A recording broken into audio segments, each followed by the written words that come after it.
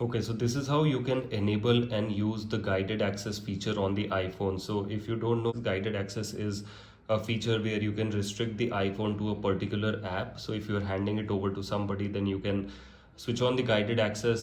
So this is how you can enable it. First, go to settings, then go to accessibility, and then all the way down, you will see guided access here. You will have to switch it on. And then here, I would recommend you to, I mean, this is anyways enabled by default, but this accessibility shortcut should be enabled so that you can easily enable or disable guided access just using the power button. Okay, so let me go to a particular app and show you how to use it. Okay, so let's say you're handing over phone to a kid by connecting the WhatsApp call. So all you have to do before handing over is triple click on the power button to switch on the guided access, and then it will prompt you to start guided access, and there are certain session settings. So here is the most important setting. So there are a bunch of options you can enable or disable, but the most important one is touch. So you should disable it, because just in case whoever you are handing the phone over to click on any malicious link, then your entire data and even the bank accounts will be compromised. So click on done and then click on start. So just make sure, and then it can even prompt you, like when you are using the guided access for the very first time, it will ask you for a passcode, which ideally should be different from your iPhone unlock passcode.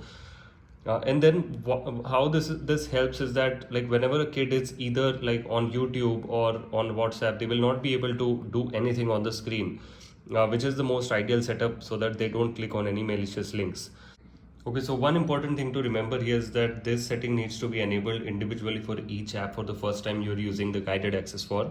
So right now I'm in Safari, so let me turn on the guided access. I triple clicked on the power button, it turned on the guided access. It did not give me the session settings option. I triple click on the power button again. Now I'm getting the session settings option. Now when I click on it, I will need to disable the touch again on the Safari app, which is not really ideal, but it still gives you a customizable interface for each app.